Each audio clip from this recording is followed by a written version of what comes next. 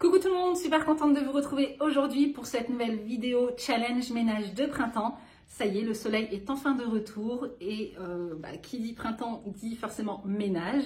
J'ai décidé dans cette vidéo de vous partager les différentes tâches que j'effectue justement pendant cette période et surtout vous partager quelques petites astuces ménage. Donc c'est parti.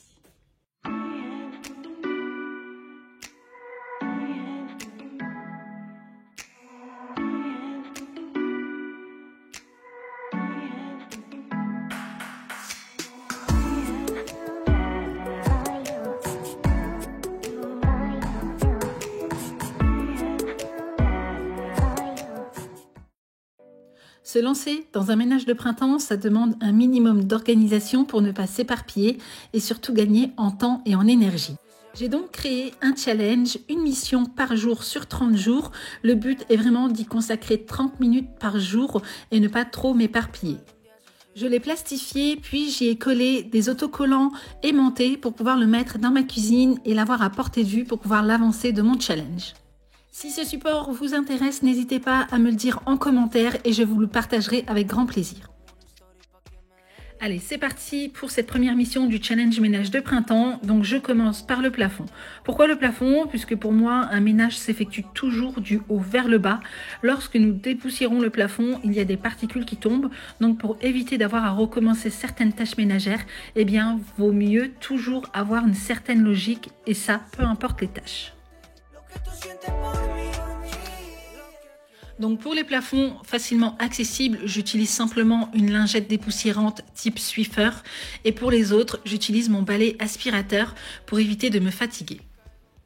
J'insiste bien au niveau des coins et bords du plafond puisque c'est généralement là où se logent les poussières et toiles d'araignée. On passe maintenant aux luminaires puisque eux aussi ont besoin d'un bon nettoyage de temps en temps. Et d'ailleurs, saviez-vous qu'une ampoule recouverte de poussière perd à peu près 50% de luminosité? C'est fou. Donc pour nettoyer mes lustres et plafonniers, je dépoussière, puis je nettoie avec un chiffon microfibre et un peu de vinaigre ménager. Puis pour mes abat-jours, là c'est une autre histoire. Je vais vous partager dans cette vidéo une petite astuce pour les dépoussiérer et les nettoyer sans les abîmer. Donc là, en retirant l'abat-jour, j'ai constaté une petite tache ici. Donc je vais vous montrer comment faire pour la retirer, sachant qu'on ne peut pas nettoyer un abat-jour dans une machine à laver. Donc voilà, je vais vous partager une petite astuce pour ça. Donc pour dépoussiérer un abat-jour, rien de plus simple, je vais utiliser un rouleau adhésif qu'on utilise généralement pour les vêtements. Pourquoi je n'utilise pas de chiffon microfibre? Tout simplement parce que la poussière risque de s'infiltrer en fait dans la fibre de mon abat-jour et du coup c'est beaucoup plus compliqué à retirer après. Donc avec un rouleau adhésif, la poussière va directement coller sur mon rouleau et c'est parfait.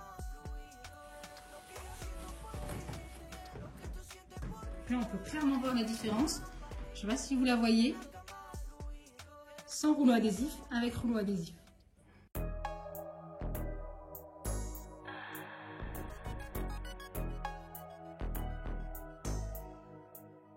Donc là, comme vous pouvez voir, j'ai simplement fait une face et on peut constater que toute la poussière est venue s'accrocher sur mon rouleau adhésif.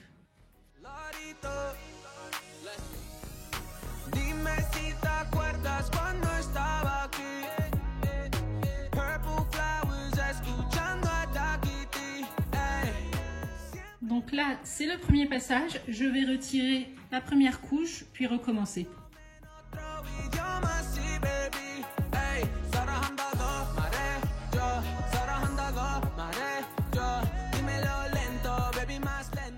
Et là, c'est le résultat du deuxième passage. Donc maintenant que mon abat-jour est complètement dépoussiéré, je vais pouvoir enfin nettoyer les différentes petites taches. Alors les amis, pour pouvoir retirer cette tache qui est présente sur mon abat-jour, pour ça, j'ai ma petite potion magique. C'est le savon au fiel de bœuf, qui est un détachant textile 100% naturel et super efficace. Vous pouvez en trouver un petit peu partout en grande surface ou dans des magasins de bricolage, voilà, tout simplement. Donc ce que je vais faire, c'est simplement prendre un chiffon doux humide et je ne vais pas appliquer le savon directement sur la tache, mais sur mon chiffon. Donc je frotte légèrement mon chiffon, voilà, pour avoir un peu de produit. Et puis ensuite, je vais frotter délicatement la partie où il y a la tache.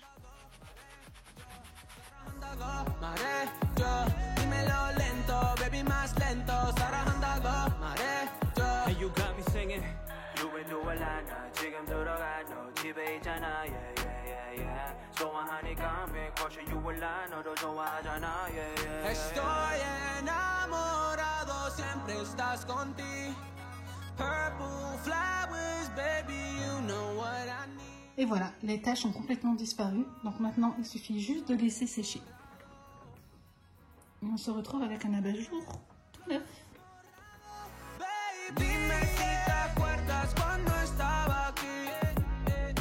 Purple flowers, escuchando a Takiti. Siempre en mi mente cuando piense en ti. Hablándome en otro idioma, sí, baby. Sarahanda mare, yo. Sarahanda mare, yo. Dímelo lento, baby, más lento. Sarahanda mare.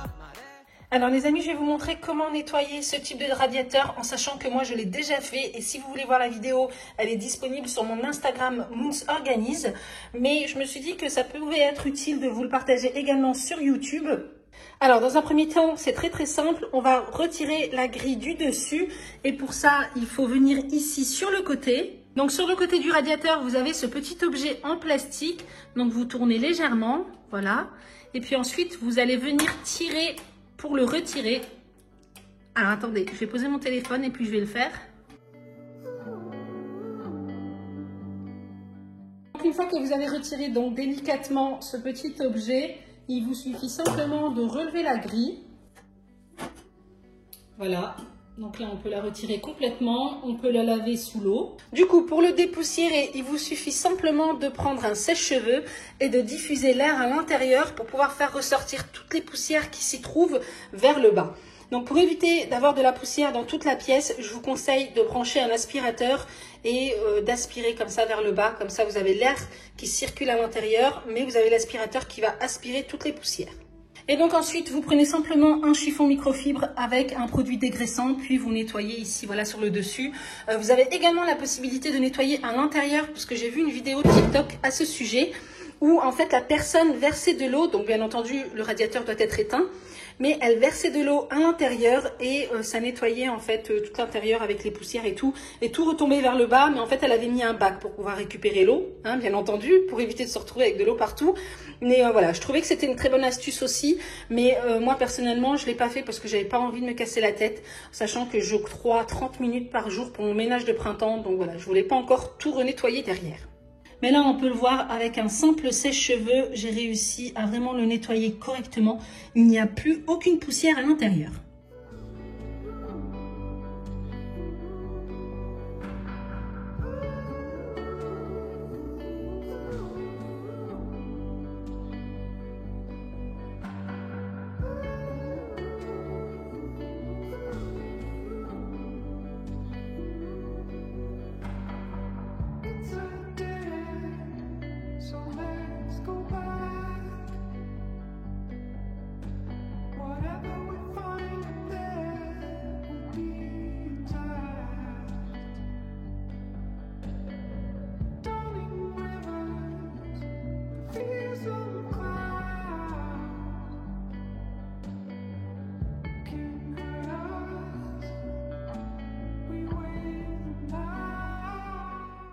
Je passe ensuite au nettoyage des bouches d'aération dit VMC. Donc un nettoyage régulier permet vraiment d'améliorer la qualité de l'air de nos intérieurs et éviter des problèmes d'humidité.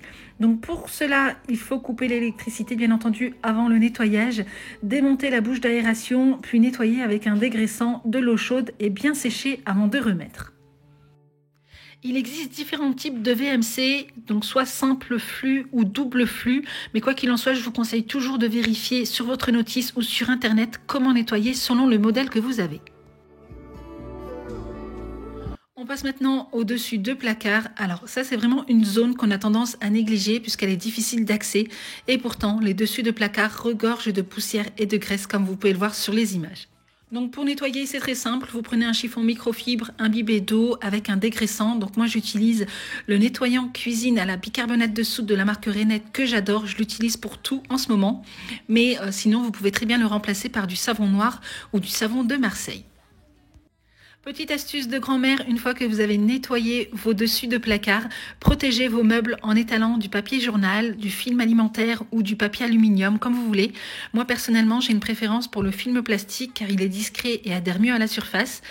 Et du coup, la prochaine fois, il vous suffira simplement de le retirer pour le changer sans avoir à tout nettoyer.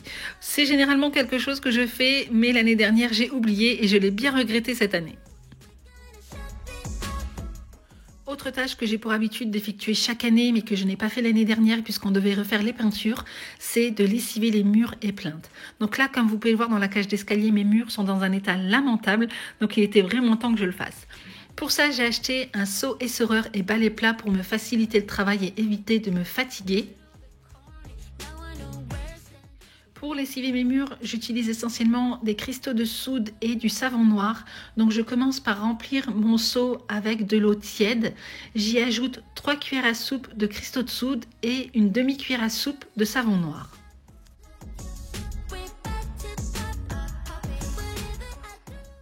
Alors vous allez me dire, mais pourquoi lessiver les murs? Eh bien tout simplement pour dégraisser, dépoussiérer, nettoyer les éventuelles taches de graisse, de doigts, de petites crottes de mouches, de poussière. En tout cas, ça permet vraiment d'entretenir et de raviver les couleurs de peinture. C'est quelque chose que l'on fait aussi lorsque l'on est dans une optique de rénovation, de changement de peinture. On conseille toujours de lessiver ses murs avant. Donc moi je ne le fais pas systématiquement, mais voilà, quoi qu'il en soit, c'est un conseil qui est donné. Bien entendu, vérifiez toujours avant si vos peintures sont lessivables pour éviter les mauvaises surprises. Alors personnellement, je lessive mes murs entièrement une fois par an et en procédant ainsi, j'ai réussi à garder des murs blancs avec une couleur fraîche et lumineuse pendant presque 10 ans sans changer de peinture.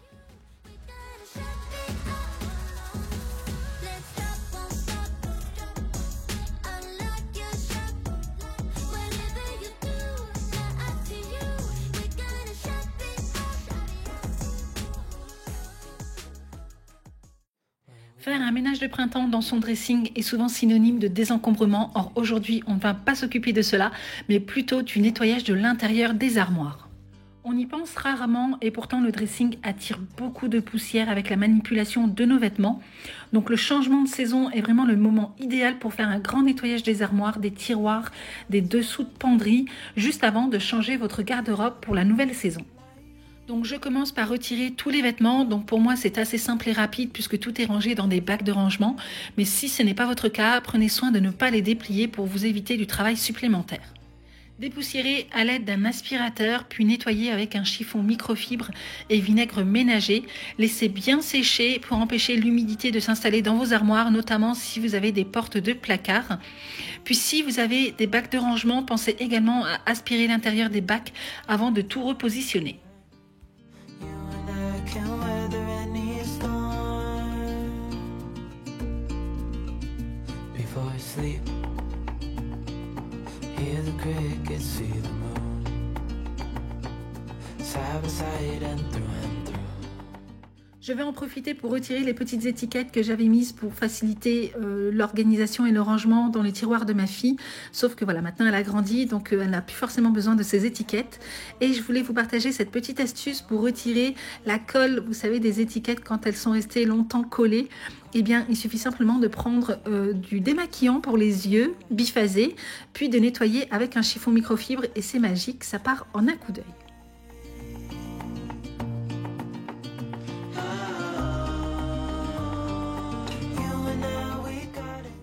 Je remets tout en place et je prends soin de garder un espace entre le bas du placard et le tiroir pour dorénavant nettoyer cet espace régulièrement en y passant l'aspirateur facilement.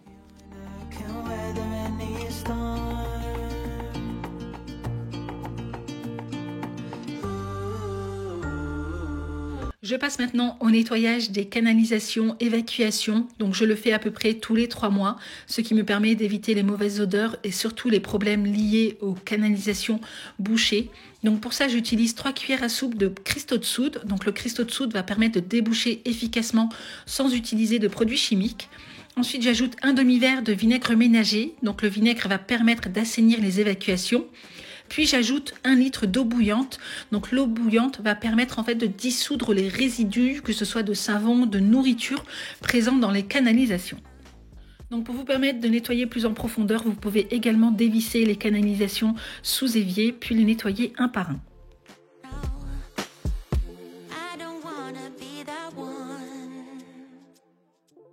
On passe maintenant à une petite astuce que j'ai déjà partagée sur Instagram mais jamais sur YouTube.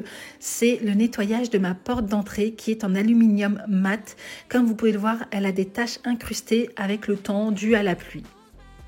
Mon but est de retirer toutes ces taches et de la rendre plus brillante. Donc pour ça, rien de plus simple. Je vais d'abord la nettoyer et la dégraisser avec un nettoyant et un chiffon microfibre. Puis, une fois qu'elle est toute propre, je vais lui donner de la brillance simplement avec un chiffon microfibre et de l'huile d'olive. Donc pas besoin d'en mettre beaucoup, hein. Vous mettez vraiment une toute petite goutte, puis vous passez sur toute la porte et vous verrez le résultat est juste bluffant. La porte est brillante comme jamais. Donc c'est pas quelque chose qui reste dans le temps, mais ça a renouvelé à peu près une fois par mois. Le fait d'utiliser de l'huile d'olive ne va pas rendre votre porte ni même vos mains grasses à chaque fois que vous la toucherez. Voilà, le but est vraiment d'en utiliser pas beaucoup, mais de l'appliquer sur toute la surface.